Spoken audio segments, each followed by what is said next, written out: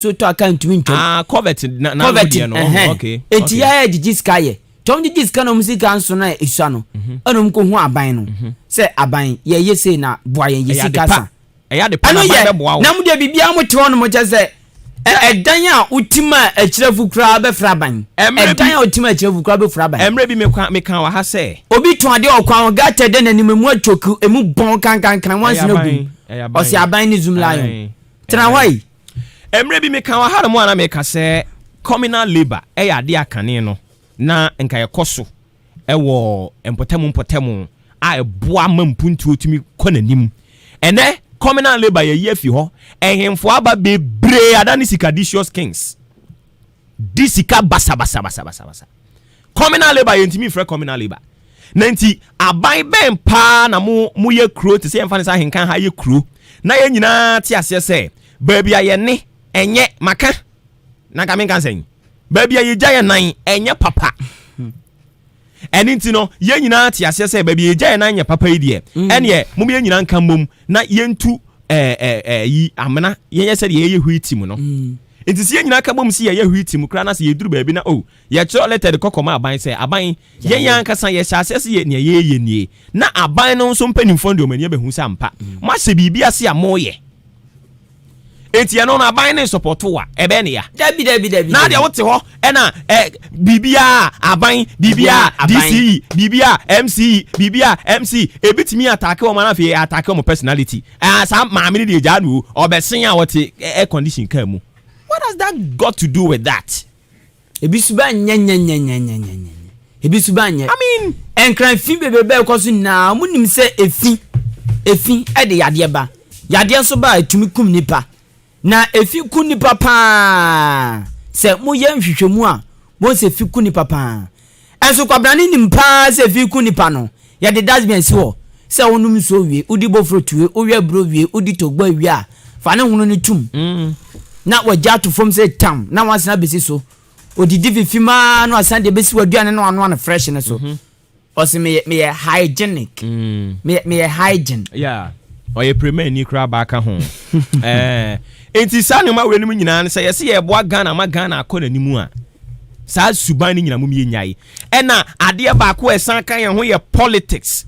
wo ye NDC ni eni nti no ye man appointment wo MPP aban mu enye o ye MPP ni ye man appointment wo NDC aban mu enye by the way one on ye Ghana ni one na Ghana di one Ghana hwe okwa brochira me si de bia me dia brochifo betwa Ghana fo bi mpoa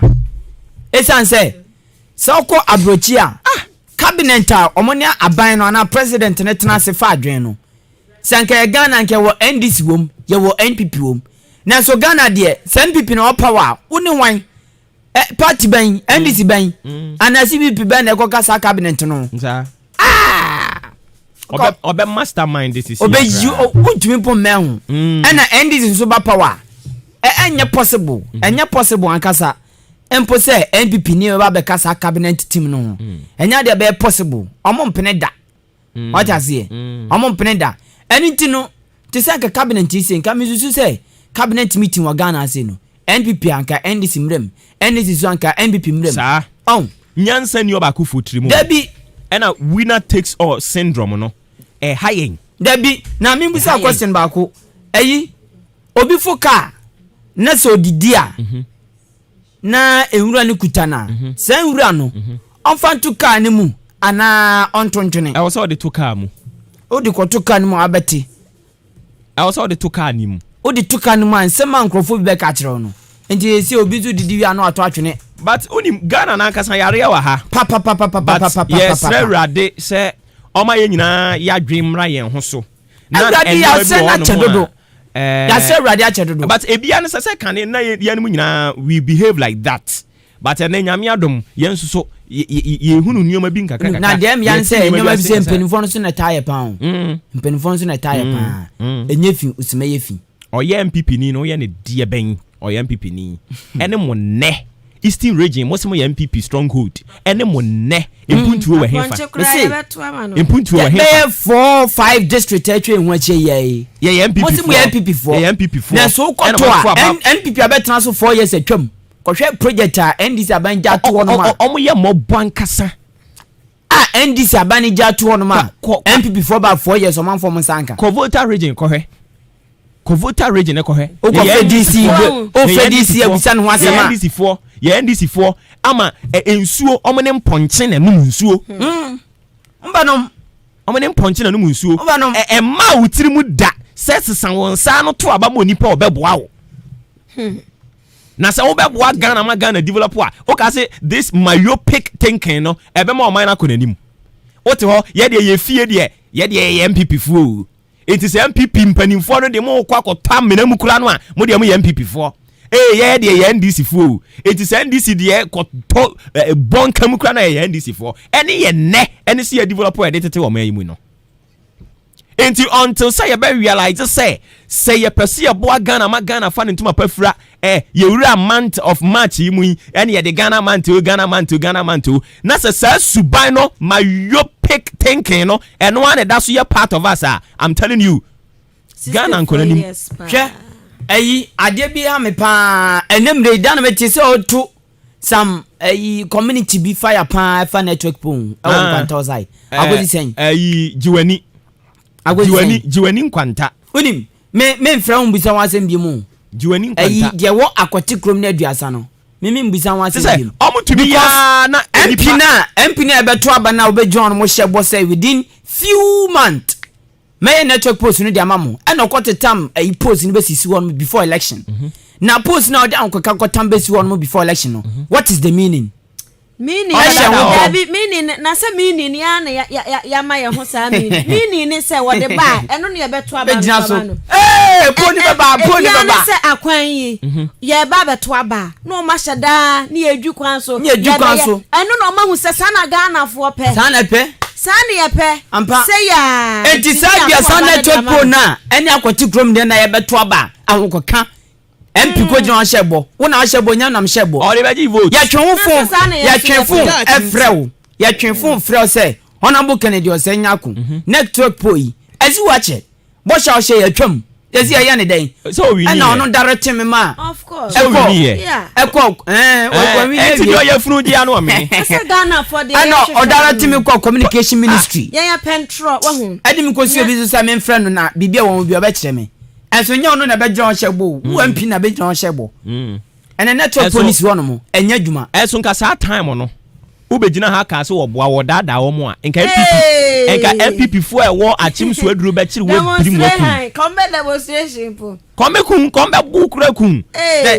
say no o kan kra na you become the greatest enemy ayenya okra ye be kun and ye o kan kra nyame yenya wa ye be kun na wo na wadabio wo na me kan no kra na wo time no even just seconds na about him say wo time na adwen na de dwen no who gave you that ability to think enya nyame yo enya nyame enti nyame no pen kra no enti me man small ayibi analysis bi wono possible ne kwan so a wonwe sa ne ma we yo onwen na tie ni say na nimro no so na tam asori dem ankasa kura yebu nipa na de onipa na odwen no na msi na nimro no so na pin ne ednesen enti nipa no no mo adwam adwen ma wo dwen bone ama me no ono no pepapa open kura enti me ka ne kura de ama no nya wo de kura na me dwen no enti sa entona MPs ni and the DCs ni MCs bi twetwa okrom ya no se no or that traffic light honorable MC me I don't blame any politician no yen koto aba no of course yen koto aba na bebre yare bebre yare yen koto aba na bebre yare of course nipa ni nimpa se hwese ebi a ye beto aba achema boabo hayara be man panimfo ani onyamfo na nanom abafra ntoma betenase si e ba be ye kwan e kwan no manye se no asuti no mo hwe so koto abai kwan no manye o anti enso wo kan obi te ho ani bu afu se de enti na wo attack MPP wa attack MPP me attack ne se me na me share bono adwen na da ye tribu me na me share bono e mo bebre no yare Ghana no en sha dan twatau ye yare papa mo ma yan sesa ye nioma kakra na until say ya adwene ne ye ni beba ye ho so no ye su ne ye wia ne gusu e boye no na de bia na kan nam o me kwa ane me banzo munya hwe ye be munya hwe the question me na say na se on enkrofo ne didi di omochi no MPs ne DCs ne MCs ne chi no esa kakra so gomo no munti o ka sema no mo so kura giagirim na threat akese no mo so kura giagirim eso asema mi ken no kure omo fo no de omo brebe so asema mi ken so ye no kure omo brebe so boys na ya no mu didi politicians na chi ya nsem mo ko so nye mo ko so nye enti no so nye na a whole community enya mu didi ato so aba adada wo mo oso be ya de amom oto be na wie onya de no ye fro bisa ho asema o se yakọ strong good ene ye ko no whole story de nkwada asemara kwa nkwada asemara kwa odi bedwafo aye ache komfo tetabudam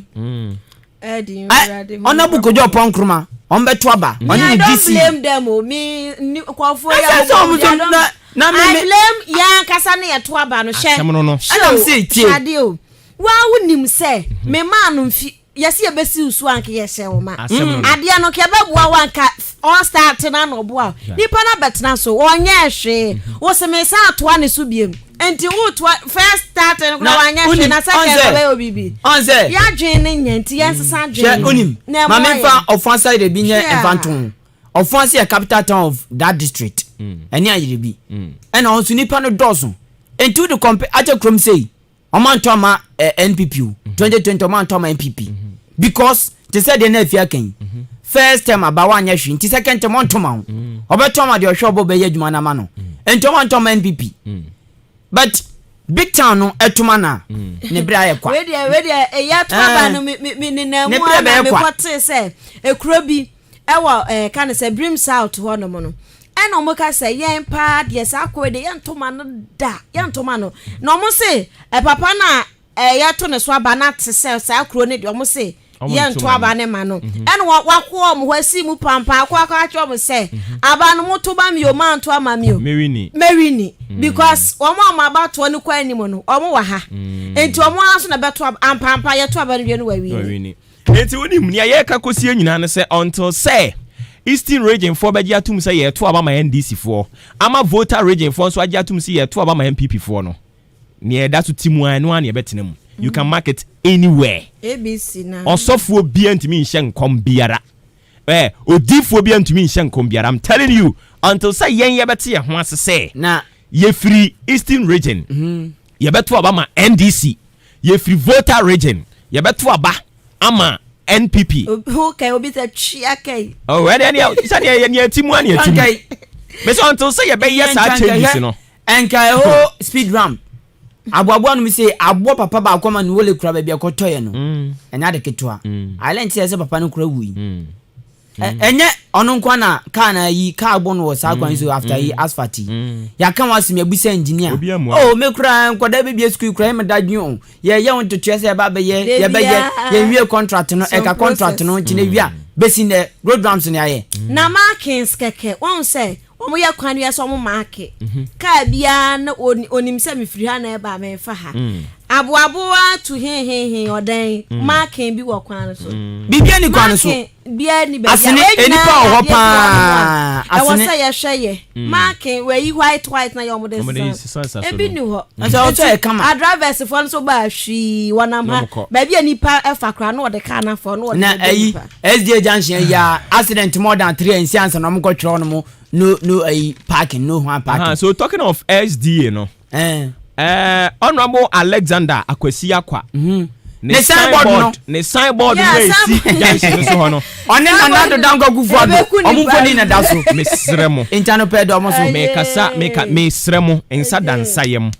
mame MC honorable Victoria Edu Pepra mama mesrew ma nadmo department no wo monte no mon ko kan signboard into form boko ansa na diewu sabi board ne so ne modu mesremo we esuo bi to na frama bi fa na obi ye pu we kura bunu na sabi board nipa ni wuwia na fe esika sha ya da kam ne yetwemba ne yetwe me Ghana fo ya si enya Ghana bi before akasa ya dwe no atonsuom adweno ade na kwa ode unim yema omo the benefit of the doubt say ebi omunya hu ye eni timpanimfo yesremo obi etia onka nkyere ye maami Victoria Edu say yesre no omo nad mu mpanimfo no omo nko odan SDA kwan so ho honorable Alexander Kwesi Akwa the signboard no top form yantuma no committees we kra committee no kra info na e concern but ye ma me nso ti obetimi adirect dia ma committee for no animanim ya go taxi drivers na omo complaining omo na complaining yeah enye taxi driver o complaining others here omo obia ankasa ena taxi driver na o complaining no nko obetimi atwini taxi ne pa dia kwa assembly ho bia betimi akọ omo so kura betimi abo omo me say atu baby na eyom sa assembly ho no ye wo omo bia asemfo assembly ho no wo betumi akọ na o ka chem sem pamochew ne ye hunu wa hanie MCE oye ba akopẹ nani nhunu ba bia so ati ase enti se hunso hunu bia me sometimes omo complain say anu ya na me ntom ase I no quite report na afia ho akire enho asemba na afi kwa okura nyina so okura ka odan assembly nso na wa hayi bomode atwika na pam obi obehunu ho bia ka kire ne say ne wa hunu ni because assembly ho no ye nyina ye dia enye nsam twofo nkwa ne timi kwa assembly ho nso betumi akwa akology complain bia so ati ase na onso so edan watch dog ni bi boa ma o man ntimi mfa ne ntima pemfra na de eto bi kura na me kom kura na watch dog for no so kura mo we o se na inombe mami nya mo kwan ne nto aso mami nya mo kwan ne nto aso kwa mi tell ya da so ai ya da see in advance eden ya ibedi bi ndi ya da se ya mami de ne ya mo ye nto me bi adi o be me bi adi enti kwa kuma me na ma se ne so ho ayefe ya da se atare ne kama pa ya behwe ne ya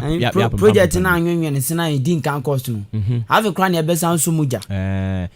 sa omo ye ni se ya omo ye ni se me ba aha foforo no woni ma asem a enkrofo bi ka kire me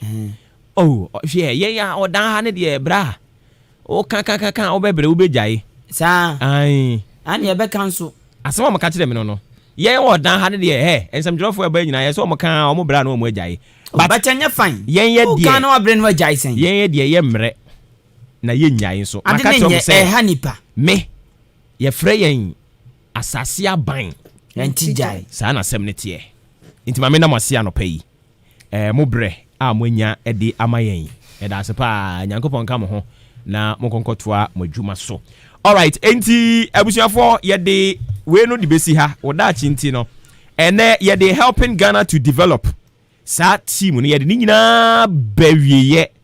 nke kasia bo anka beka se kasia bo na si ye si ha tia mu pe ye mamumo ni tie we no ye de the whole of March no ye team a ye de ba ye no helping Ghana to develop. You must recognize your role as a responsible citizen. Once so wa said ye or mamba pa was away so at as ye enye ni nyina na was awo tretre won sa de kire mpanimfo so kan na chane so sesa wo tene won sa ba kwa ne aka ni nyina ye den e ba won so eni nti won so wa said ye was away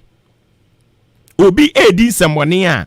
ka kire ne se ne oye no emmoa ma o man ne nkonanim enya mfa man semtrofo e ma da bia semtrofo nko ahonya hi won so ye Ghana ni o kan ye yie na ne obeka e be boro so a etere so no eno na obetimi dia brensem kyerofo na we de obi si ye kire ha ye hwie nsuo gu ha ne ti obi hwie nsuo gu wa kire a wo no wote hɔ a eno so ye frɛ radio so ka obi aye enam ho nsuo e bon kan ena wo hwie gu wa kire hɔ o hwie gu wa kire hɔ adwempa eno so ye frɛ radio so ka just simu pampan ka kire onipa na oye sa de ne say madam ne wuye ha na mete wo hwie nsuo e bon ba me ha e de ntontom beba e de yare beba e no so nzamdro ni na nsi fom beka ana akufu adon mra meka ana wo pese MC na meka I mean yeah wa said ye mo me recognize na yenye eno na bebo ama Ghana dachi atumi akonanim wo dachi ya na wati asesa wala nyo di fia kwati aro de ba ya wa say happy birthday Enkoma Kwesi Reynolds agona odobin asiakwa ena wo nti happy birthday going out to you Kwesi Reynolds agona odobin asiakwa from Walanyo Akwatia RS Broke ɛnso so deɛ ɔde aba ɔsi nyankopɔn nhyiraw ɛne nsɛmpa a wɔka nana owusu OPD sunyane ɛna ɔde free baayɛ ɔse ɛyɛ blessing sɛ Ghana yɛnya visionary ɛna incorruptible leader te sɛ nana Adodankwa Akufo-Addo a wɔhwɛ apushi Ghana ɛde akɔ n'anim na ɔwɔ gyidie sɛ bibia ɛbɛkɔ yie na COVID-19 nso ntɔkwa a yɛsua wɔ soɔ no ɛyɛ adeɛ a sɛ yɛn nyinaa bɛka yɛn ho abɔ mu a ɛbɛboa ma saa ɔko no yɛdi so enkonim yɛda ase bebree minua sɛ ode saa message no ɛbaayɛ ma yɛhwɛ sɛ yɛbɛnya other ones wɔ ha ne yɛmfa nso so ɛma mo kan na kyɛn so sɛ nanso yɛde Brem Central nkɔmɔ bɛba me no ka sɛ Brem Central adwumayɛfoɔ no aba ɛwɔ aha no mu a ɛnkyɛ yɛde wɔn bɛba studio ni ahyɛ san nkɔtwetwe no ase Freeman Tinkran ɔsɛ mepakyɛ wo mu frequency no ɛdeɛ na ɛkɔ so nansan ɛdeɛ na ɛkɔ so nansan me nua ne yɛte ne nyinaa ne sɛ yɛ po ebuyɛ afei ne yɛgu so a yɛyɛ ne kakra na yɛwɔ gyidie sɛ first week second week of April deɛ na bibia akɔ awieyɛ ɔsɛ yɛ frɛ no Asante ɔde yɛtae frɛ no Atɛkyɛ ɔyɛ taxi driver akyem ɔdan nti Freeman yate why yɛgu so we are still working around the clock ensuring sɛ yɛbɛtumi aputi bibia on the toll ɛyɛ na wahyɛ ne nso saa ɛde amame happy birthday and confirm on wofrɛ Zito owo Odan roundabout we efi abrantie Kofi Ejiri yɛtae frɛ no AJ ɛna wɔde ɛba yɛ sɛ yɛnka ɛmfa ɛnkyerɛw Zito owo Akyem Odan roundabout hɔ no mo from AJ to you and just what was empa walanyo di free akwatia na wasan de aba biem na ɔse Ghana ebre aduru sɛ yɛn political opponent no ɔmo nso so sɛ ho behia se ado mu bewura ɔman enkyekyerie mu a yɛnyɛ ne saa na entumi mu ama ɔman no ɛnkɔ n'animu a wɔde aba yɛda ase bebree Sir John edi free edweso Sir John ɔse me mamoakye na monkɔ so a ɛma ugya no ɛnɛ rebrika adwuma a moyɛ de ma ɔman Ghana ne deɛ nyankopɔn pɛ ɛna obehyira mo da sɛ ni bia ni hɔ no mo a obetumi ahyira mo yɛda ase bebree and some other messages and the messages no ya de mo send ne bebree pa udie nya ma ya 0594 841 044 0594 841 044 ubetumi e de wo de aba ye be kenkan kama e de amount e ba beduru fie ha enomo a kai ne hyɛ ne nso sɛ dwumadi agusu a wutie no ɛyɛ Maakye live on ahenkan 93.3 FM some 49 minutes after 8 ene ye wukuada ene nso na match bosome no ye de ni nyina de ba wie ye ɔkyena ɛyɛ April 1st April mema obi emeye wo April fool mo wani na ho so saa de na twam April fool no ɛwɔ hɔ mema obi mama meye wo Easter also is just around the corner and into ototo nyoma na wama wani ada ho so afi COVID-19 we will continue to let you know say it is still around ɛwɔ hɔ and into mu amobekɔ asɔre Easter bremu no mama nka se o Easter de yetu agum na se yetugu mu a yebekɔ di Easter ne beba no na yade na san nwene ne se ɛte hɔ twɛn yɛn nti mum yɛnhwɛ na nhyehyɛ ahodoɔ no yɛni nyinaa so ɔsɔfoɔ yɛse dɔn hwiri mienu ɛna momfa nya asɔre a momfa dɔn hwiri mienu nya asɔre mamo nya mmoro so na ya amokura moma nyankopɔn kura na ba mu bu dodo moma nyankopɔn ba mu bu o be kokan ye be so ya no de agu so say o ye antichrist but the whole issue is and yet the number of hours so we could 10 hours 5 hours wa sorry dem no asori bia minimu no omukọ asori anopa a gesi anwumre ede ben yada a mu firi oba mu ntia asase so biem mu firi asori dem no mu pia se mo mfa mo na ntia asase so biem eya mo ye kura ma ne too much mo ya ma nyankopon kura to de bi opa aba me ka kire wo nyankopon mo ma ne pa aba to de bi opa aba nye the number say ye did 3 hours 4 hours 10 hours e wa sorry dem no e na tese mu ye Kristo for keep it enye no na kire se o ye Kristo ni wo Kristo ye no ene se e ka wo nko a wo ba bi anipa nhunu e ka wo nko a wo adware ho ade na wo ye o twetwe wo be ma ana ya wo de nsa wo wura wo ho then ya e ka wo nko a wo ye eno no sa life no ene kire se o ye Kristo ni enye ne mu kokodi wa sorry dem no mo a nya twem nko a ne se ati esi asori dem no obi atontade wo de kwakwa kyerɛ me ehunu sɛ watontade moma ye ni covid nhyehyɛ no so ate ase na moye nyina ho ban yɛse tete wontam yɛse fa nose mask hyɛ bi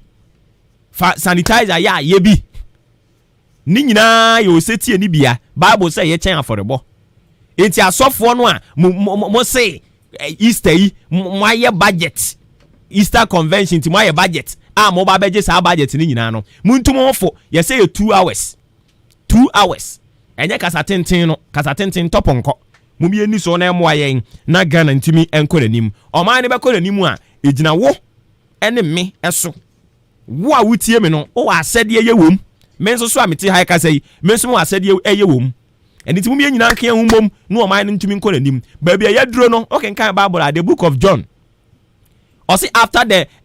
death of John the Baptist the kingdom of God suffered violence and it is only the violent people that can take it. And it's baby a yaduro na ye buga ene de kyekere wo man no enkrokro obi abiemu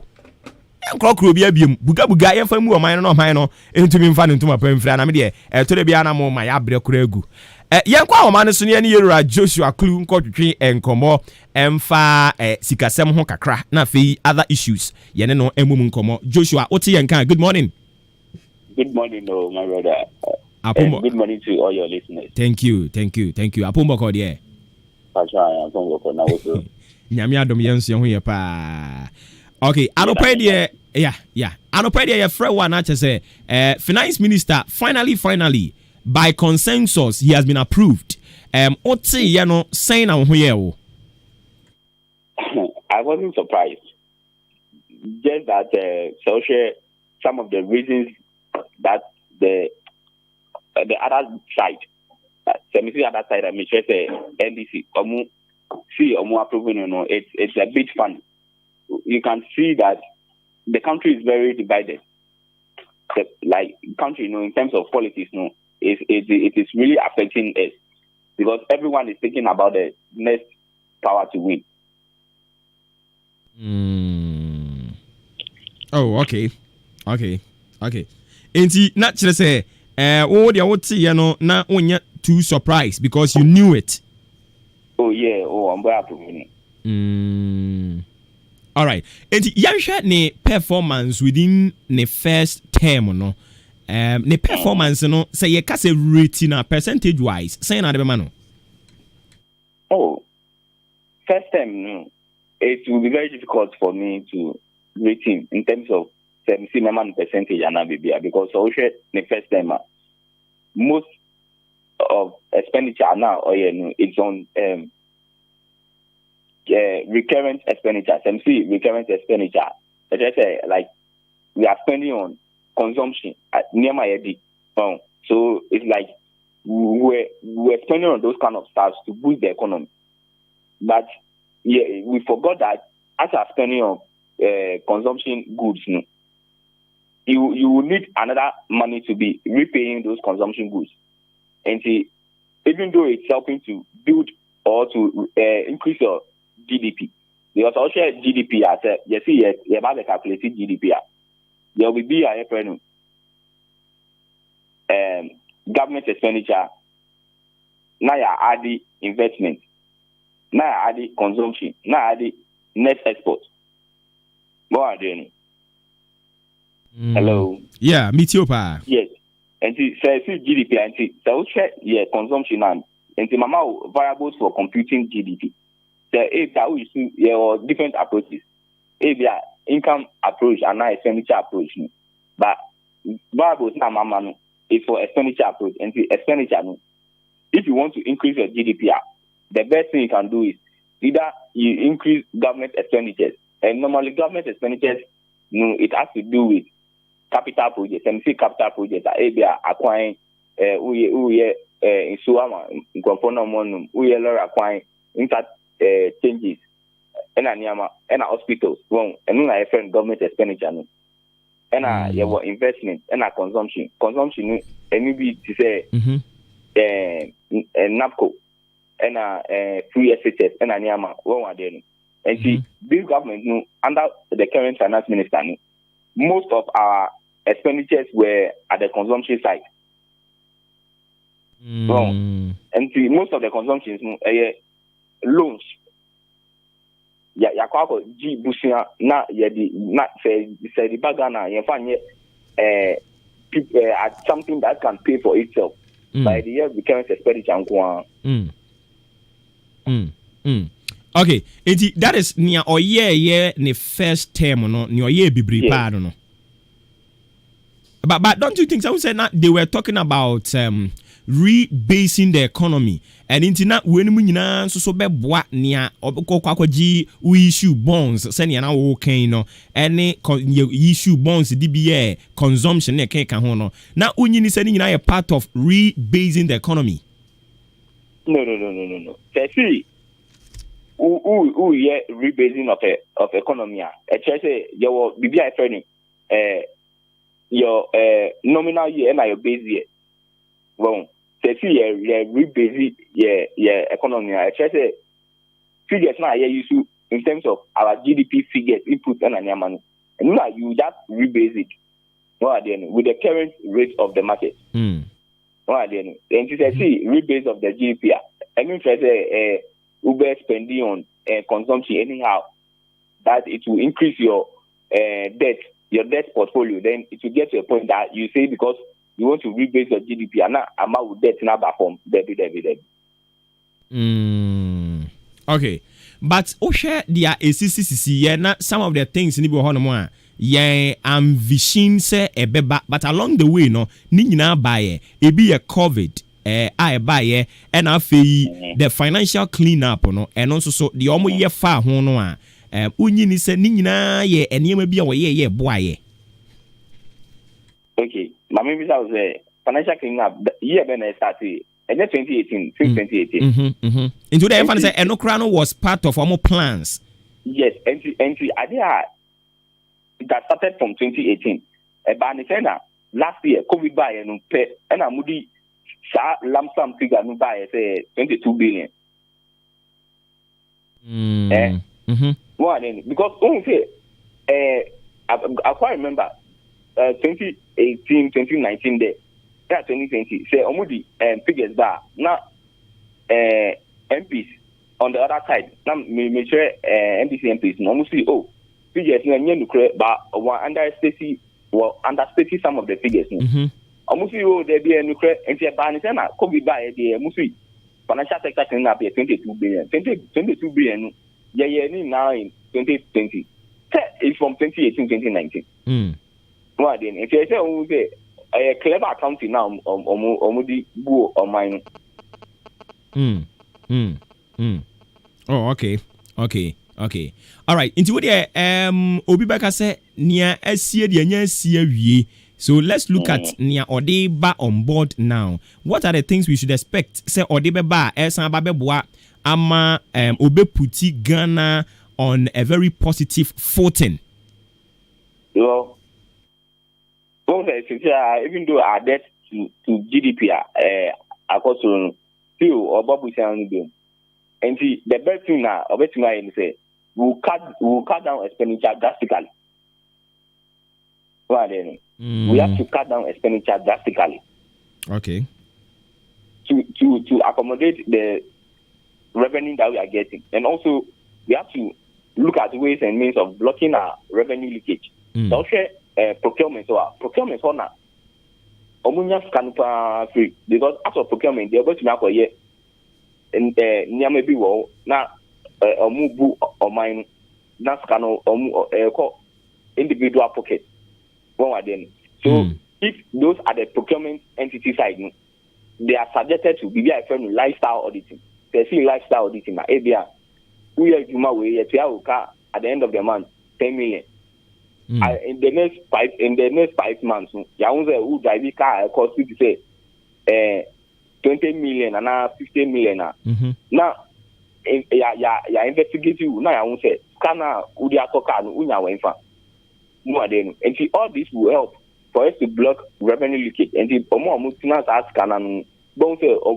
they'll be alert because they know that if they come, they'll be worried. Okay. By consensus, I approve does that mean say na juma so minority no nso ani enti na ma mo gye ni to me so minority and na me see I said in Kisia or CTFM, one of the partner stations on CCTV on Point of View. Let me give you the case. And I'll excuse no my or see. So Ken of Oyata or see, and let me quote him or see. He's a lame dog. Quote unquote. Or see only because on running the economy into a ditch. So you giving him the opportunity to come and serve again, it means that he has no idea. And he's going to use the same old method. And you could see it because we started last year, we were told that we're going to borrow $3 billion to finance the first quarter financing of the government. And it is true. Just this week, they were jubilating that we're going to borrow $3 billion, money that we will pay back, and some will pay with interest.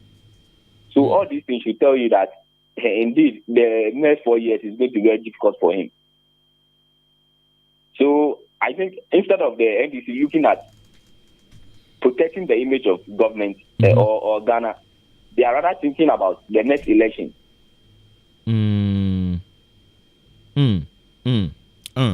Okay, indeed, not just say omo no there because omo thinking next election into or was say at the end young con one say no crass and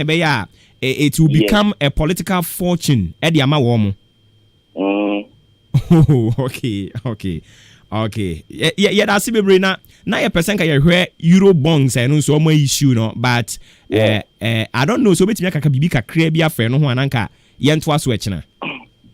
Oh, okay. Euro bonds also issue 3.25 billion. 3.25 billion. Okay. But also issue normally now omu call around omu can say it is zero coupon rate. Now so who got details now? Who say and that one? I don't think I can say that only 550 million of that bond now muko GN, and I call for zero coupon rate. And the rest of 250 billion, 2.5 billion. Oh, you bet you are interest also. What does it? The zero coupon rate is going for 4 years. Then the second one, Mami, you chat no. So the first one is going for zero coupon rate, and it's going for 4 years. And the size now $525 million. Second tier no. So 4 tiers so. And tier one yeah, zero coupon. Tier 2 yeah, 8 years. The coupon rate no 7.75%. And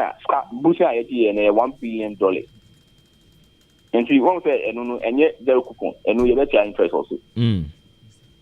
So back second one so I make sure $1 billion in terms of the value. The tenor of maturity 13 years. And the coupon rate here 8.625%. The last one here, the value here $500 million. The tenor of maturity here 21 years. And the coupon rate here 8.875. Okay. And it's a why issue bond or in 4 years. And now one of it is going for zero coupon rate. I think I say one can say na call for zero coupon rate. Okay, so what we do now ne say ye be pause ha ne nyankopon ya demo etena ya sana ba wo ho se na be ya obecheche mu yie pa because coupon rate yi kra ye mu bebre no kra ye ni mu adekode se na be ya obenya obre no akyerechire mu to the layman's understanding nyame ya demo etena why wada roma. Okay, Joshua Clue, a finance and accountant expert, and yeneno twetwe and commodify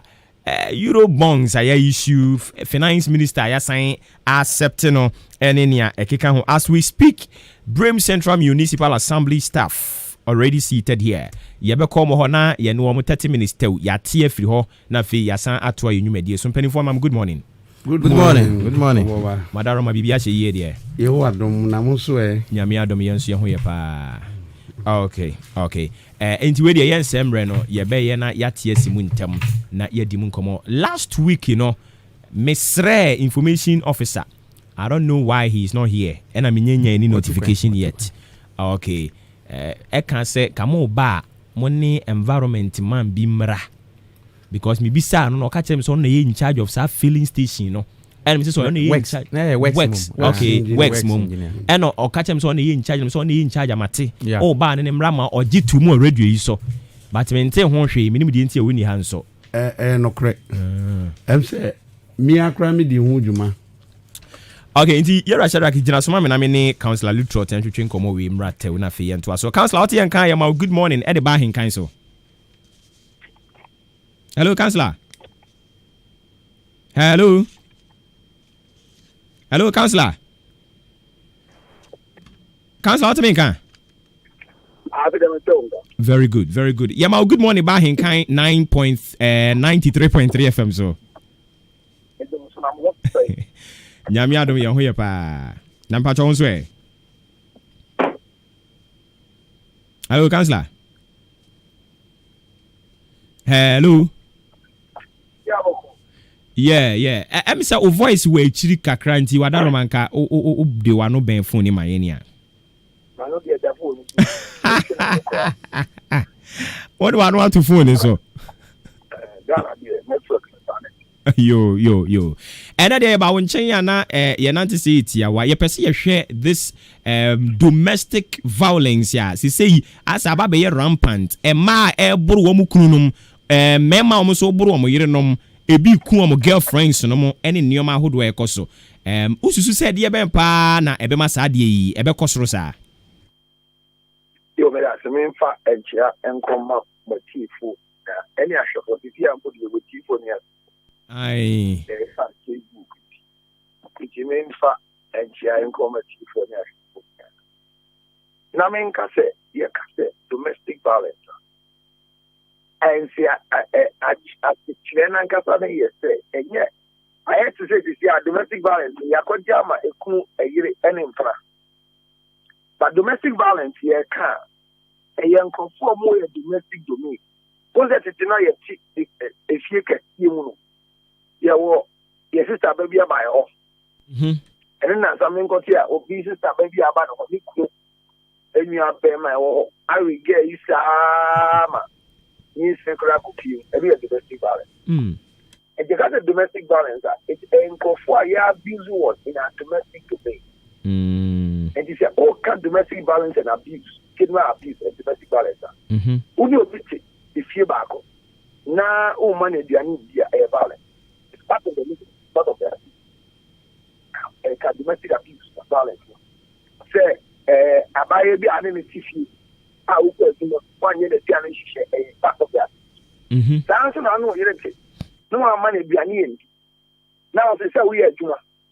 abuse. O se empepi no awade na ye komu na nkasa ye nti ya wati. Ene na de me nti me wa baida. But yeah, because the woman go through abuse, relationship now at the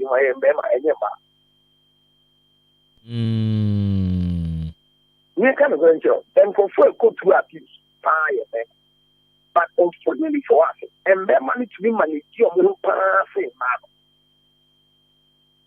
man. I dear, yeah, say, and Pino, and TSA, you so now. Ye de abuse ye need ntino ye fa ne tra abuse bia e koso awade mu de bia wo ho asan awade ne ba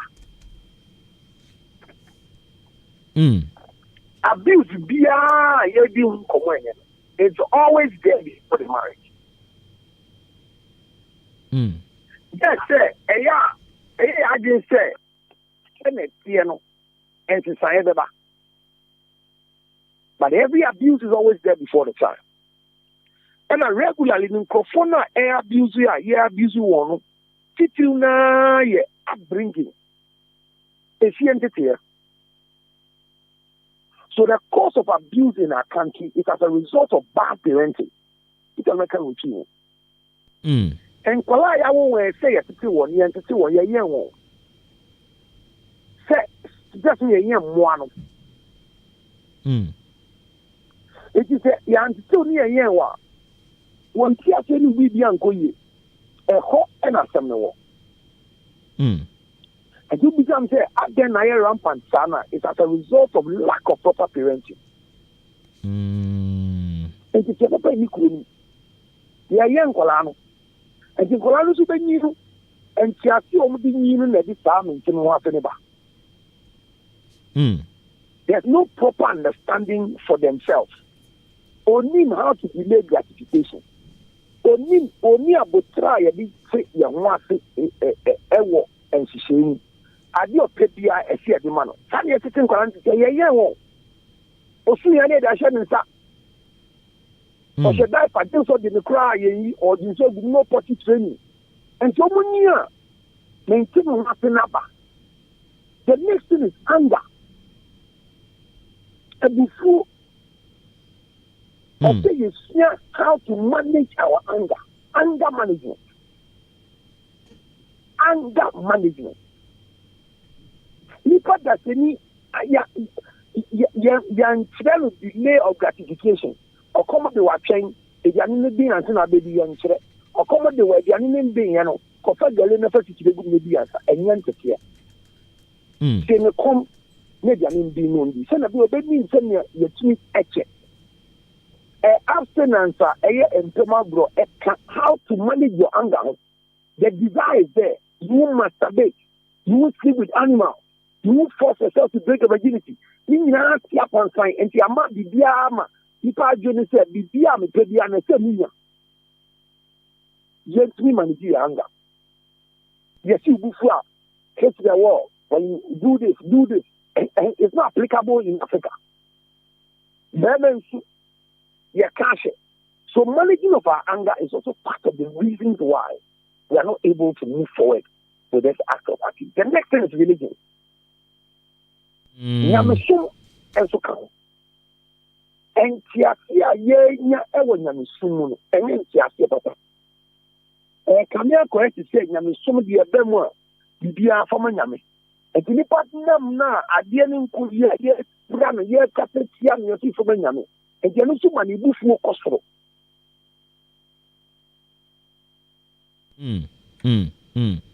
enti sa nyama we nya any awade a the better they are supposed to be only our dear young ship and Franco our dear. There my home for you now, so about 1 hour at the abuse back. Oba Enya and she shared the one as a call up to them this idea before air chamber from. Dan you may not and Ama and net abuse in Kosu. Ebusia dear and promise to be a cool being pra. Don't say Bushana Nippon Dom ye for pa amen to study. As a brand you being your baby one day on any trim now. Or what was your question? And the bank is for traffic. Air high. Consumer branches be cool. No, be even work as a branches or in enough. Among the bank, as you shall pay, and Marabank is a young and the nothing none that can about this. I come on to share with Okay, inti wada romania wabrobro suwe nyina no na che say yo hawa horo a na nka wase ye so ano a ya nso ano from the basic baby aba beduro yi ususu za de ne ye fa ho beboa Maybe can say a cause and effect. Rewards and punishments. You are the panning one of us. You are all not the panel, young children. You are the panel, young one of us. You are not the panel, young children. Simple. Now, okay. Unyini say ase yen asue ya wo mo hwe sa ne so bi ti say posi branch bi ti say dofsu omo so omo atena ase a chedodo nioma bi wo ha wo se omo ye a wo mo nye ye. Yo mo nye so. What you what the big guy bo oba so. Ejuma ye bia no. Menti mo ase na nkofo anyi agi wo bi akakra bi wo. They are always use that in all companies. It's a human institution. However, no, those should not have a boy. But there are times that their hand becomes tied up.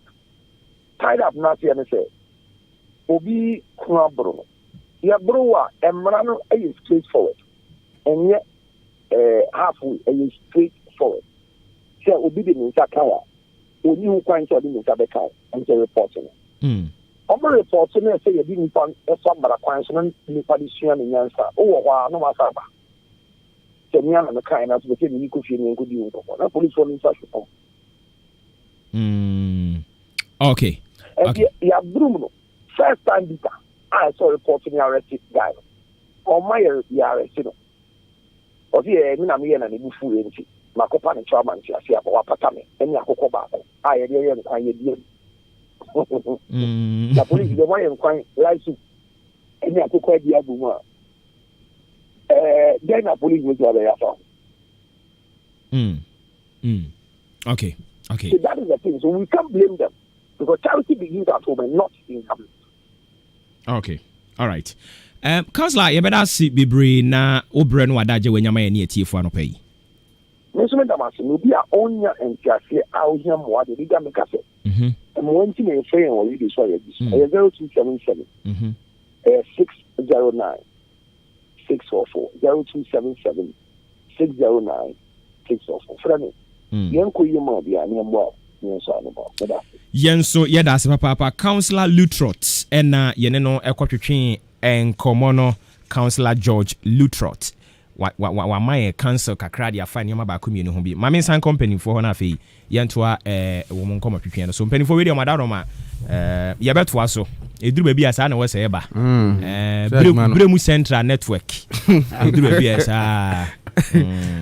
bremu central network o mo mna na eduru ba bi asa enti mo de be che yen yara madaro ma ye mo nwuram na afei yen hwe de ne mo de na mebre ni ti yo em say engineer de ka say ya bona man but why equally engaged or mino ka say unu akra na mkwanso. Oh okay. In appropriate time no beba then you maybe ohan chirimu ayeren aba nene ye kasa fa ho no ye de ntia kase fi Bremu Central ya tena ye aye maame Honorable Victoria Edu Edano ema amanfo a wo Bremu Central municipality nyina osre nyame nhira ma mo se nyame nhye moden yenim se okon na eden ye ka omamba padwumedie na enafom nenso nkakra ye kan ye hobomu a baabia ye pese mensin no impuntu koduro no with time no we shall get there. Yes rese obi anya so na ne nkomo aye bedi ene nkomo no fa sika Bremu Central for ye gigi ye friend IGF internally generated fund edi empa na se sika na boain edi eni etimi de ye na den na yintimi mfanye titiru ni edi etimi de ye no ye bebo na poso bi ama ya manfo ahunu nia sika wo Bremu Central wo ye adwuma wa ha wo dan wa ha ye gigi no dwuma yitimi didie last week ye keka kakra ye can be for administrative expenses ye can be for say staff ne honorable members no ye be build your capacity bibia nimdia ye ni no yitimi ekra obi ana yitimi de ye konkran na baby foforo ekokyerekere kakra na boa ye adwuma ye ene ye kan say ya dan ya yesisi no so ye de bi ye ho tochima ye de bi ye nie na ye san kan say ye de bi siesi ye hyen a ye de tukwan na ehona last week ye kan ne ye betoa so one sika ye gigi no ye mensimu ha ye assembly ne da no na gigi no nia yetimi de ye ne nto aso bi ni se esese mensi no nso timi boa ne efe nipa bi oni adwuma ye enti wohwema employment local employment eboayen ema yetimi etimi fe nipa ne etua omoka wohwe ye jakese ye wo ho ya ye wo security men cry header form se be ya obi mebudwane ni na onkodi ya manfo ne ma ewo edwano mu because obi o wa shed mu no wo credo kure na no ne ma ogya wo ho enso yenya saa bambo ye di nipa guano a oboban ma ye dwadifo no se be ya obi me form ne ma afi oba assembly ho aye wo cleaners bebre edwomu wanka se ye wo cleaners assembly etu omuka nti saa nkrofo ni nyina ne omo ye adwuma wo office nyina hororo ni nyina no omaketua efi ho ye wo ye nuanom bia omo wie school abantimi mfa on ba ye hwe emo omo wo na ye betimi ayusu on yetimi fa on ba ICT center se ya ye obi o ha se ska no nyina ye de be ye den etua omoka oba council saa ne ɛwɔ bi nti ɛboa yɛ wɔ employment ɛne aketua yɛde bɛma adwumayɛfoɔ ɛno nso boa yɛn meka ne saa na nyɛ yɛ nyinaa yɛn mu bi wɔ hɔ a aban ne tua yɛn kaba yɛka ɔmo a yɛn ankasa mansi mu a yɛfɔm na ɔmo yɛ adwuma na yɛtua ɔmo ka saa na sika no ebi tumi boa yɛn ma yɛn nuanom nyɛ adwuma yɛn afei ɛboa yɛn ma yɛdwa sie yɛde siesie yɛdwa no edwa na yɛwɔ hɔ deda na yɛde si nkuma bi nso ka ho ɛm sɛ ɛbere bi etwam besi bi waboabo ɛha ɛno koraa mpo no yɛnya nteɛ sɛ timatwo bia aba ho ɛsɛ sɛ yɛbɛhwɛ ne yɛyɛ den yɛsiesie yɛyɛ saa nneɛma no saa nneɛma no bi nso yɛtumi de yɛ afei ɛsɛ sɛ ɛbere ne bra no nso yɛne amanfoɔ ɛnya nhyiamudie ne yɛfrɛ ne town hall meeting no anaa stakeholders consultative meeting sɛnea yɛ bi wɔ presby last year August no ɛno nso boa mi yɛtumi de organize sɛbi yɛfrɛ manfoɔ ne yɛbɛdi nkita ho a yɛbɛtumi akyɛ nti yɛtɔ nsuo kakra bi na yɛde ayɛ den ama wɔn anaasɛ snack bi ne nyinaa tumi boa mi yɛyɛ saa nneɛma no afei nso yɛba yɛ sukuu sɛm a Ghana Education Service ɛyɛ ano mu hia mmoa ɛmmoa mu hia no ebi ɛte sɛ mock exams mock no yɛwɔ ne aban ɛyɛ ma wɔn dayana Bribia Education Committee no ehu sɛ ɛsɛ sɛ yɛn nso yɛyɛ die bi ɛno na yɛ ayɛfrɛ ne super mock ɛba ne saa na nke ɛka ɛsɛ awofo tua no assembly IGF na bi yɛtumi de bi sɔ ɔmasen na yɛde ayɛ den aboa ma ɛka no so atea ma awofo na wɔn atumi a organize second or super mock no afei Ghana Education Service wonim sɛ teachers ɛkyerɛ deɛ no wɔ miamia bebree ɔmo circuit supervisors ɛsom call rounds ɛtɔ da bi na yɛ dena na ɔmofu ɛsɛm yɛ dena yɛtumi de bi sɔ ɔmasen ma ɔmo yɛtumi de di dwuma even yɛn mpanin nankasa na kwani abampo eduru baabi a ne mu ɔdena yɛde sika no bi yɛ den ɛsɔ n'asene na ne kaa wɔtumi atu sɛ meeting bi na ɔkɔ no kɔfɔridia a wɔtumi ayɛ den akɔ ɛtɔ da bi ɔmo anso yɛn akyerɛkyerɛfoɔ no ɛne titu yɛn mpanifoɔ wɔ directorate no GS directorate no na ɔmo nso capacity building anaasɛ nkyerɛkyerɛ bi kɔ so baabi a ɔmo bɛboa se yɛbɛsɔ ɔmo asen kakra na ɔmo atumi ayɛ den de ɔmo ho akɔgyim na ɔmo nya abɛɛfo nimdeɛ ɛno nso yɛde bi boa wɔn nti wohwɛ education mu a saa nneɛma nyinaa yɛde bi yɛ yɛmfa ma mpɔmudin health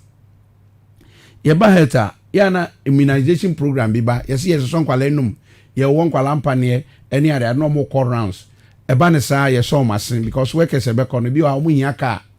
assembly tumi yi kaa ɔmo hia fuel yɛtumi de fuel kakra nso yɛ den ɛsɔ ɔmo asen na ɔmo de adi saa adwuma no health adan a yɛsi a ɛyɛ community centers chip compounds ne ade ne nyinaa no yɛbɛkɔ akɔhwɛ na akɔ yie a monitoring no yɛsan de ebi tɔ petrol ɛsɔ ɔmo asen yɛnhwɛ currently yare yi a ayɛ pandemic yi COVID-19 currently fi last year ba no sɛ wote sɛ yɛsi yɛ number increase kɔ say ya number of times a have expert mbɛ suspect case biara no ɛwɔ sɛ yɛde kɔ no Gucci ɛkɔ yɛ nhwehwɛmu ntɛntɛm sɛ ne ɛbɛyɛ nipa no yɛnyaa no mo mfa nkɔ ne nam sɛ yɛhwehwɛ nhwehwɛmu no a ansa na yɛbɛkɔ no Gucci no ɔmo hia fuel ɛma ambulance fuel no assembly ɛsɔ ɔmo asen ɛna ɔmo nyɛ fuel na kɔ ɛkamea sɛ kaa no bɛ move akɔ nkran biara no yɛmfa fuel ngum koraa yɛde bɛyɛ sɛ 3 million ɛna gum nti wo count number of cases a wobɛhu sɛ ne assemblies yɛbɔ yɛ homɔden ɛfa yɛmra sanitation ahonidie mu sɛ yɛtena hɔ sɛ nyɛme na awura wei mfa yɛn ho amanfoɔ na ayɛ a yɛsrɛ amanfoɔ baabi biara yɛti biara no sɛ yɛyɛ wura a yɛhu kwampa yɛde wura no bɛfa so ma yɛnka sɛ ɛna ɔmo yɛ ho adwuma wɔ hɔ ɛba ne saa yɛanyɛ ɔman bapa sɛ store na wotia no na wadi dwa nyinaa wie na wobɛkɔ a yɛbɛserɛw wode wura a wodi yɛ nyinaa bɔbɔa no na ka polity mu kora bɔnpɔ na fa to store na no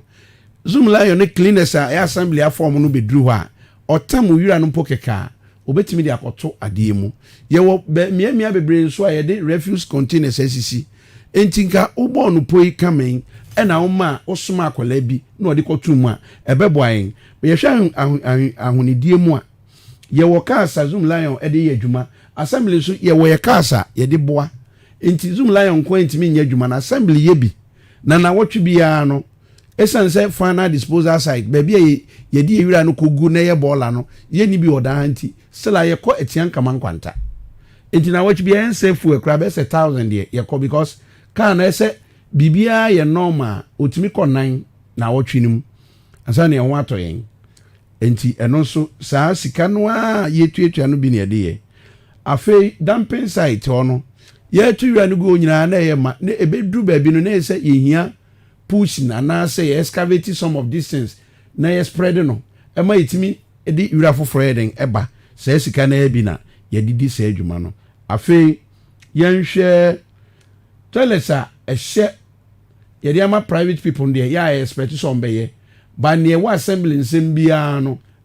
assembly na gi hu sika ana say bi kura amanfo ntua om koso free ni nyina no eye ma esese assembly e ne kohwe na what dislodge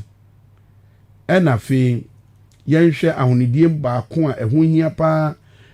transportation and barrier of popper yeka popper ye obi a yeda sori no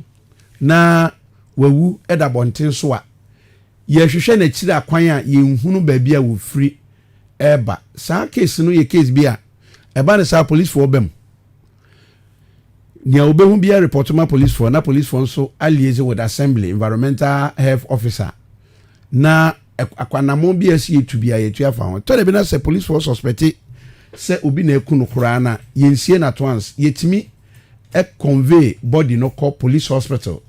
e ko yemu nhwehwemu ansana se mo ye de no be kwa kwose mo chiro si bi sie na twans aba enti omo owu da bonten no se ya moa sa kwa no so a obi wu aprome nipa benya yare a mantem ho no ntimi mpo ye den entra ho but ye kotoso obi wu da baby a mehu environmental health officer ni unit no assembly part of the assembly no liaise with police no mo hu compound be den be fa so etore bia na yen nim se nipa ne se bi na dwi mu kan kakra ade achi no wawu yentimi ma ne na ho mpro ye ma police ne mehu fu di se adwuma no adaka ye de be sie nipa no eho ne o manyina eho kan ya na assembly na esa abo ka no boa na fi ye wo emwa bi a aya ye de ma ye department awro ni nyina on assembly o ka assembly a ye wo agric wo ho ye wo town county planning ho ye wo social welfare and community development ho ye wo department bebre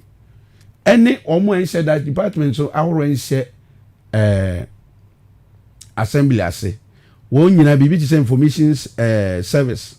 e bi ti NCC sankrofo ni nyinara ye disikani bi so masene mo dwumedie no ekoso pepe se ne ayepe no etore bi ananka aban de kakraba bebre sa department yi but emma they rely on assembly for support say ne be ya o metimi so ayeden edi omudwuma enti enioma bi a yetimi ede we assembly dwumedie no eye manu siye but mesre se ne abobo so akodui obetwa phone line atum obi bia na odi atudwa ba ye bekoso aboboso ma menkan kra maka nioma be se by now no maka be 7-8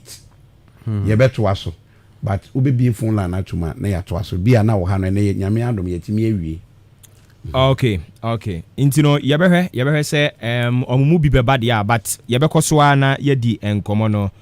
sisi ayen phone ins no ya puti on hold for ayi kakra intino se obi nsubo remu a yebema onipa no ebisa question bi opese obisa o ya enti for now no de obeka kire ne se engineer no watu kwan masema me de to wani engineer na tu kwan wada romance ate ne tene se enka no pese na kola bi ba pati na mechiro no na ya na se ne ka no se ka kum ye gino konfo no munti no ye recommend se bro no benya ho no no mu maye den aba because ase wasoma ma yaka ho asempen na kola bi ma ne enka ho asempen pacho da bi obi ama and say one of the stations no to na kola but this time round no ye pese ka kum ye gino okonfo na nka se num enye okonfo chairman yo ye da se okay inti ye hwe ni mu so no ankasa nso obeba all right nyame gwa obeba yate okay inti ye ne empanimfo eda so ewa ha enomo a nia omogigi sika no omode ye no ɛfa dodoɔ no a ɔpani akyerɛkyerɛ mu kama ɛde ama yɛn ɛne nti ebia na nneɛma bi wɔ a wonte wo ho ase bisa sɛ sika no koraa gye yɛde yɛden a I believe sɛ so far deɛ baabi a wakyerɛ mu di aba bɛduro no ɛnti aseɛ no ɛnyɛ adwuma nwie yɛ koraa no a ɛgu so a ɛyɛ adwuma ɛba na mame san mbisa yira sɛ mowɔ any activity bi a mopɛ sɛ mo embark on aside deɛ wakyerɛkyerɛ mu yi a menua sɛdeɛ budget ɛkaeɛ no activity deɛ wohwɛ from this week ɛkɔ next week activities bɛkɔ so sɛ wosɛ last bibi yɛ ba ha sɛ adu sɛ yɛbɛyɛ medium term development plan nti activities ɛbɛkɔ so Wednesday ɛbɛyi nnɛ na watwe 7th yɛyɛ one activity ɛwɔ Christ Apostolic Church ɛwɔ Old Town ɛno so yɛ medium term development plan ɛno yɛ den adeɛ Bajo say ɛno yɛ den adeɛ medium term development plan okay. What it means is that we say you're planning for 4-year program nti ɛbasa yɛhyia na yɛafrɛ assembly member unit committee members ne ahemfo nyinaa bɛhyia na yɛbisa sɛ nti wei ne sei no sɛ assembly member bi a ɛba ɛkyɛ sɛ wo consult wo community and electoral areas na mo hu ade kora a wɔn pɛ within the next 4 years no na yɛhyia na wode ato dwa ɛno na ɛde bɛhyɛ medium term development plan no nti project bi a ɛbɛyɛ biara yɛkɔyi fi saa medium term development plan no nti menua ɛno bɛba so next week stakeholders bɛn na mu hia wɔ mo bajo say ɛhinfo na mu hia wɔ mo ɛhinfo yes stakeholders na yɛhwɛ mo no yɛ one ahemfo ana zongo ahemfo so ka ho ana women's group market women Christian Council chief imam transport unions persons with disability. I believe say it has been formally written we have communicated to them. Okay. Okay. Ana farmers based organizations teachers reps ana nti when the assembly members unit committee members youth groups ana all the FM stations in the municipality nti when nyina ye share na one thing say and no say that ben Wednesday and a week when you say ahihia zone by zone in a week yes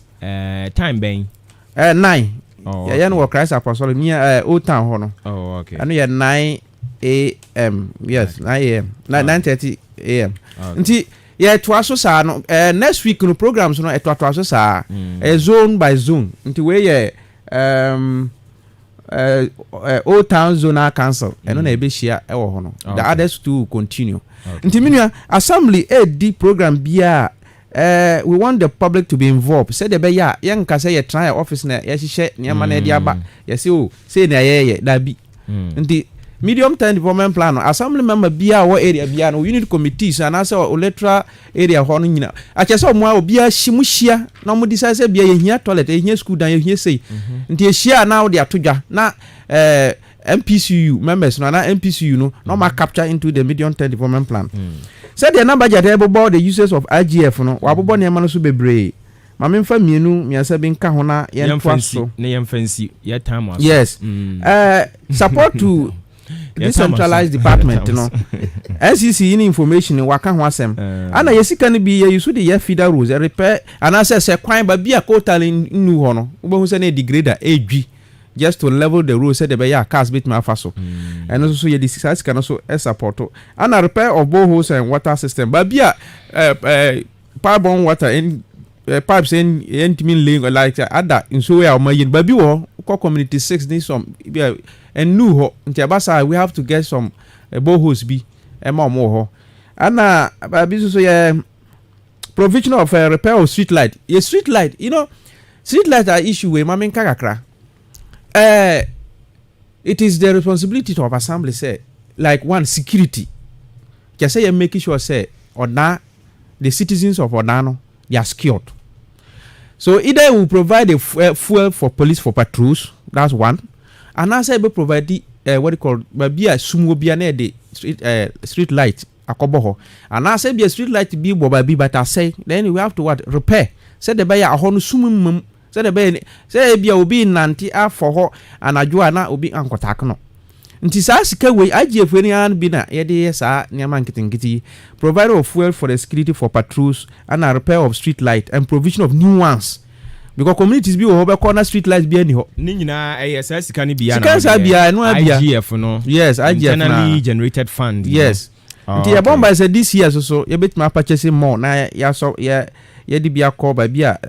street light any ho ana sensitization programs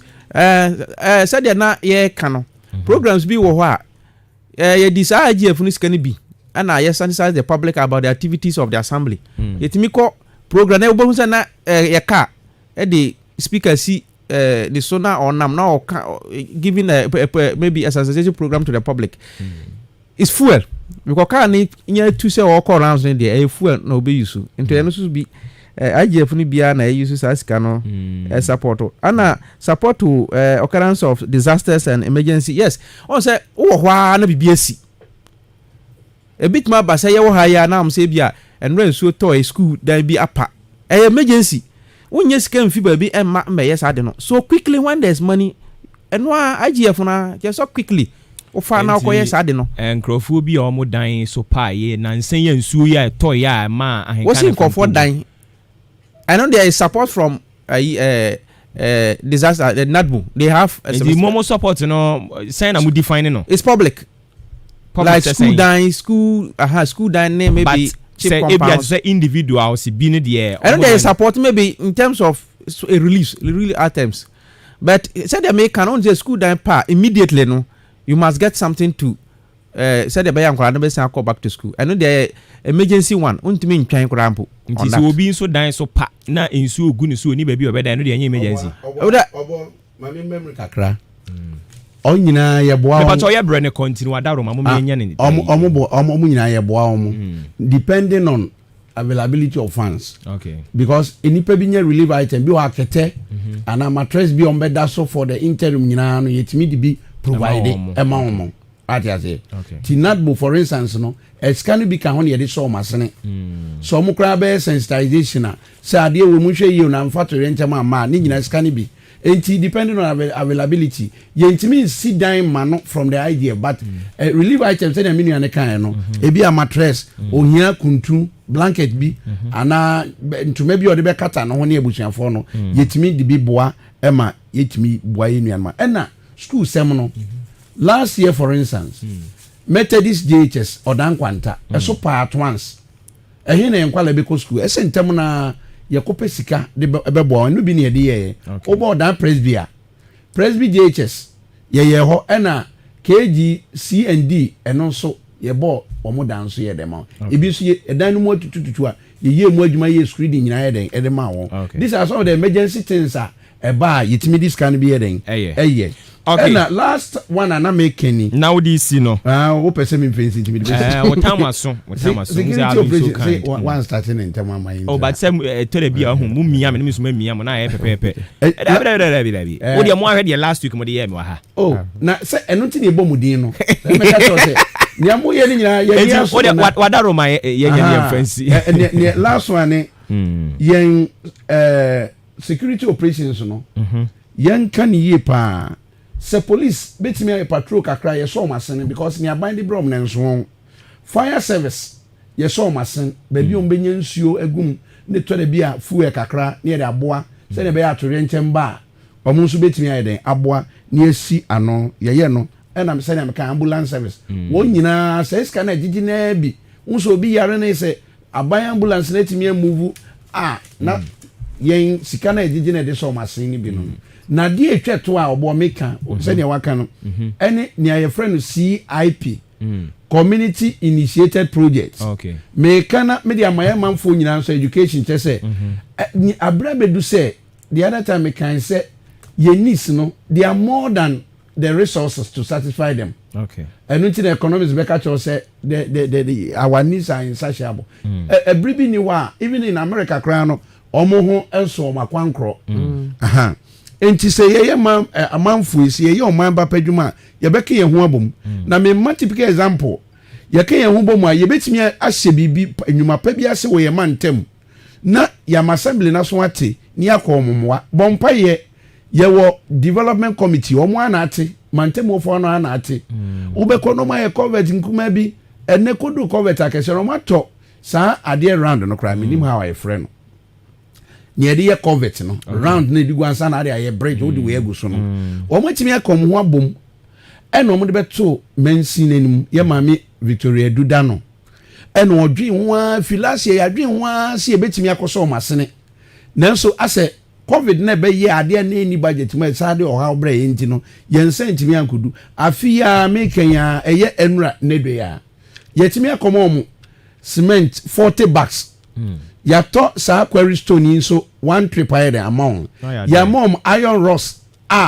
ebe boa omo ma afi eho na omo pe bridge no omo aye nti ya hwehwe se assembly no was say mensin patempa sabeb mantem nyina yenka ye humbom ne so yenye sa development committee bi wo ho bibi wo ha ne agigi bibi kakra ne ama menso ne aso ate ne yeso ya be somasen na madwumadi na yeren akoso sa ne oma ye nyina na ye kakra kan sase no e na eboa eti bompa ye abue kwan no ye sre mansi baby atiti bia se o town se quarters se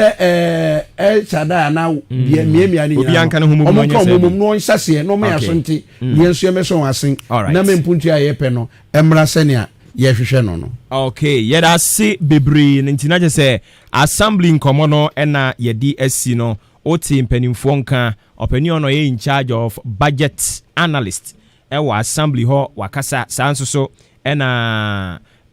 yewura ba mpacho Jesus alodina abulunga awidiba ono so oti ne nka se omo bekan ye ho emye di dwumadie di ebre mo mahu se otenetene ne nsare hwe time no so saa na ne etie ne se ne oyam mo so e Ghana ni pa o Ghana ni typical Ghanaian last week omo bom yemo ma me no omo kra ne pon show yi but ene o se mamia no hey Ghana for we ba to opanwum ne ma me na A+ nyum no odi atum okay, odi anu nemu ayemo Ghana nyom. Go to defend forever our motherland. Ghana, we mama fear. Ghana, we papa fear. Ghana, we mama fear. Me Ghana ni. Ghana, we mama fear. Mi fien yo, mi papa fien yo, mi Ghana ni.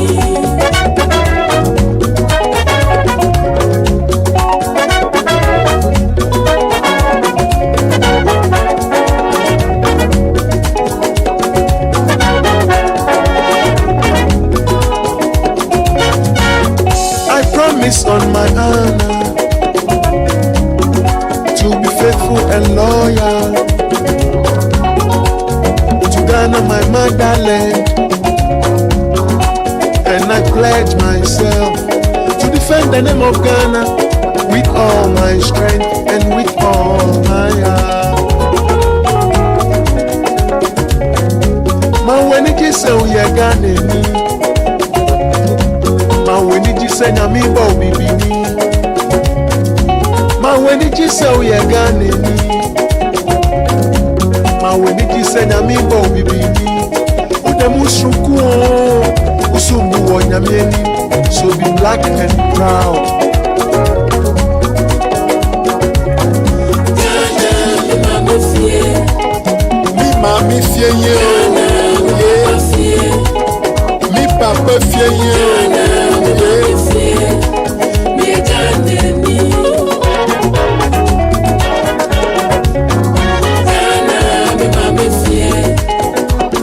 Mi fie yo, mi papa fie yo, mi Ghana ni.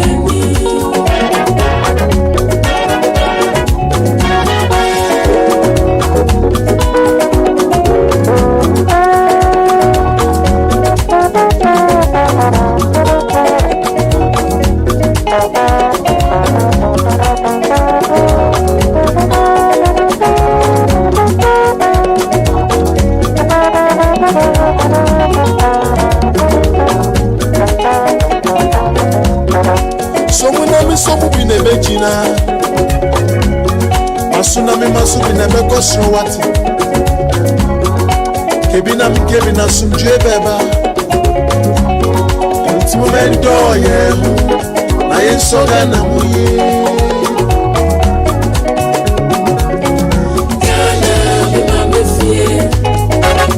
mi fie yo mi papa fie yo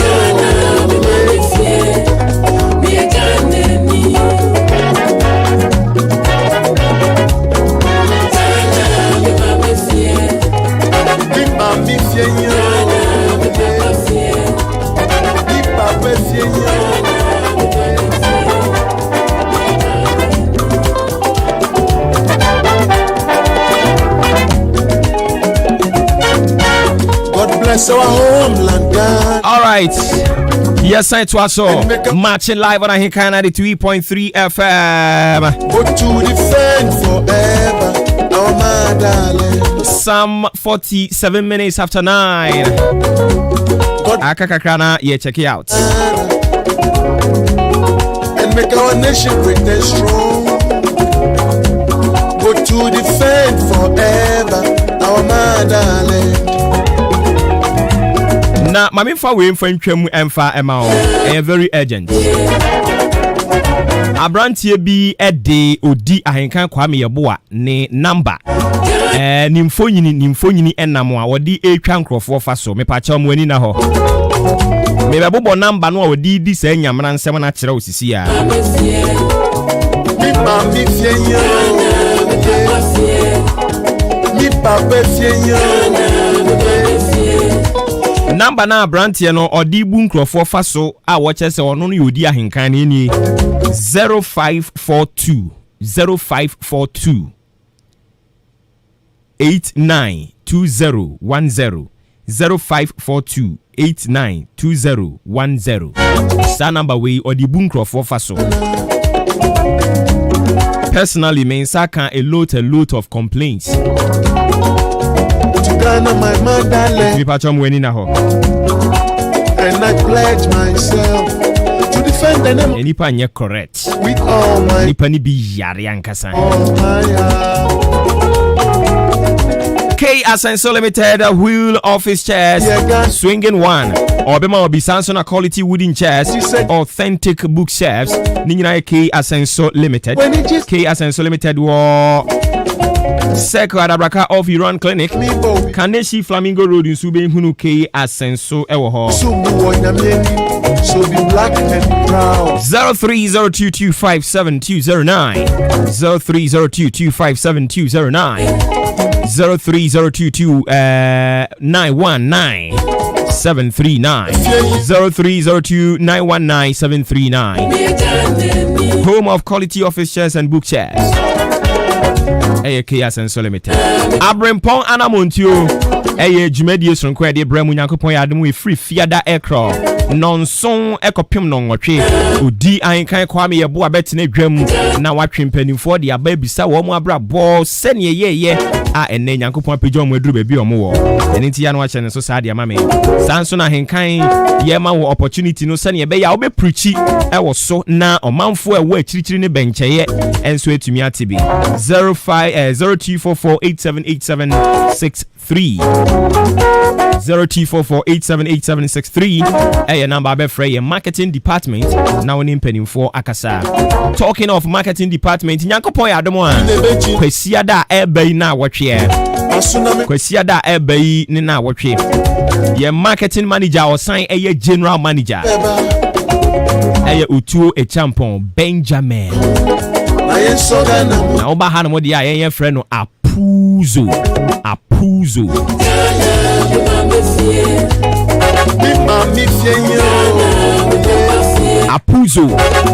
Nyankopon adom ne yere efa yefunu wasoya na asumdwem naming ceremony on the 11th day of April and ebekoso naming ceremony nebekoso ewo Achim Abu Jamaica Achim Abu Jamaica pa chomu ncheke nyum ne mame why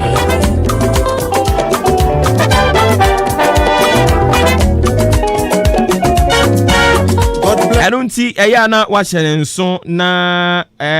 wa baba bijayen ohun ewom se COVID protocol ni wo mu de nanso ye behwe na ye di ni nyina so kama de Eti Yakopon Adomo on the 11th and Apuzo ne bano naming ceremony ebeba so Abuabu Jamaica But to defend forever our motherland. Ewe ya me phone on crofo no akronfo ni TC so sa nti ama bibia ye referee so asore ni me hu asore no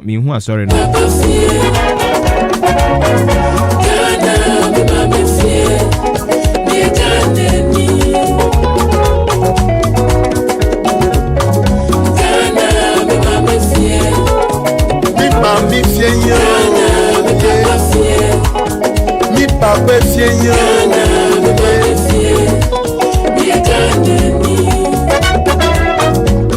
All right, so Eisa Opinto Herbal Tea ebe boost your immune system no na aboa a prevent general body weakness. Ewia bacteria bi a woni padua ni mu ayi de free mu. Ebe regulate wo body acidity. Ene niam ahodo e ka ho nyina typhoid, malaria nso. Ya de ebe ni nyina e de free ho e de ama jaundice. Ebe yi de free ho no mo de ama. Anyway, tea or isa minta herbal tea and also be improve blood circulation. Ne reduce stress bia diabetes. Oh yeah, diabetic patient. Oh dear, any isa minta herbal tea. Pure water a year back on water one mono. First just so net bag me and suffer gum and first chini milk and fanka hone no more. Ebebo hobine. Na medulla can sujuma edienye. Ebe treaty wo migraine. Asro me wuti gaga. And I say, what ye a hemorrhage? What ye a Parkinson disease? Also, I deem when I won't say, pupu a medulla herbal tea, and I was a walk to be na to me a boabon ho by pa brain tumor, a bebo ho by kama edia mouth. Obuoba Ofori Amanfo mitiri mo ahwe ye bekun ebia kun bia me ehunu da from 240248983327 0248983327 and a 0571 583 0571 and number be frequency simple inform bejo so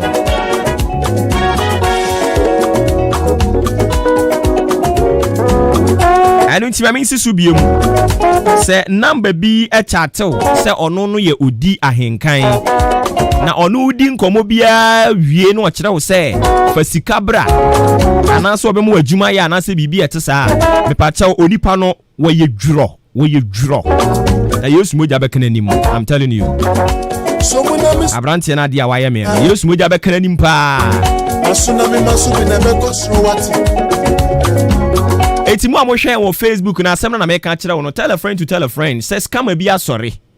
a wodi odi ahenkan din enam ebu nkrofo fa so me pa chew mo wani na ho on YouTube mu amo ho no so mo wani na ho mesre mo won so a wo odi ahenkan number a number bi be chat say ye ono a mpa chew so mo wani na ho mesre o pa ana se wo meme wo number onipa na yusu che se meme wo meme number na se number bi chat wo meme personal number na number bi chat se oyodi ahenkan ya me pa che oyo kronfo Dr. Down Blow or the free a year primso apeusika or say mismanagement of economy no a very unfortunate and that cement bag a costro now so called abonte crasso koto cement na nya dia obenya bi we nyina a governance ya emobra governance ya atonsuom God bless our near was one your money omo ya appoint omo di djuma no omo nim ni ndie bia wo ba bia de omo akono enso ya de omo akoche ho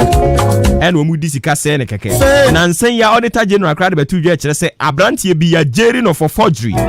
na so still la yetua ne ka obi ya jeri no da na dua fio enso bosumi bi yetua ne ka auditor general for report om de ba monteno no Dr. Down Blow Eddie Free Prim so apeusika and de ba ye adwoa insura o sia nkan FM you are the best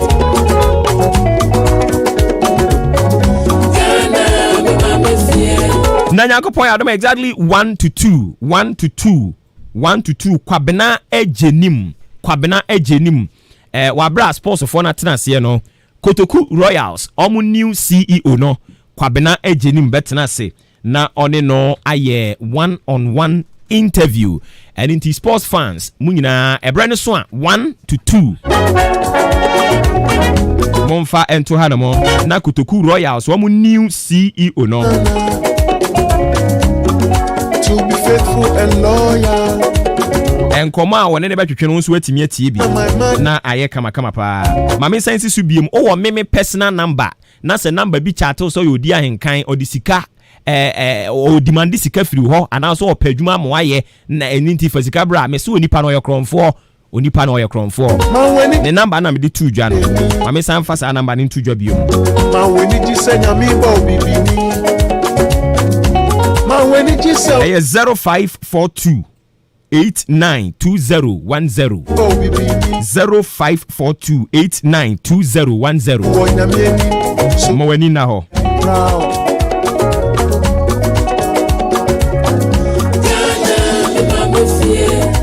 Alright, anything my nyanya sorry so na fe kwa na costume rameto aso emfama on.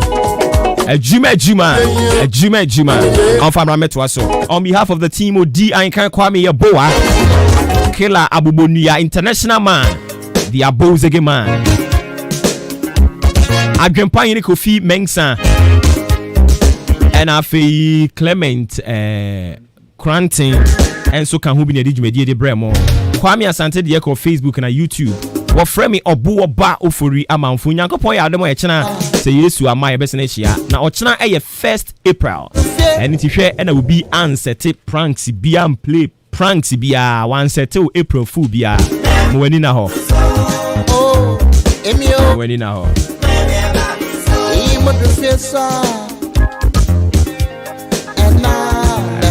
Dr. Babazamu Master Planner Jr., thanks for coming through with your message. Boss Sheba Amisti Go Suzongo also yada say. Obi bi order the message by yada na say. Yankopon kan obi ahun hiro bia. Hwa wo hu su yie na se se nipa bonefo adoso. A omu bu nkrofo fa so. Wani na ho. Hwa wo su yo hwa wo sie ni Yesu ba ma otumi nyini che. Obuoba Ofori Amanfo yemidi makrao.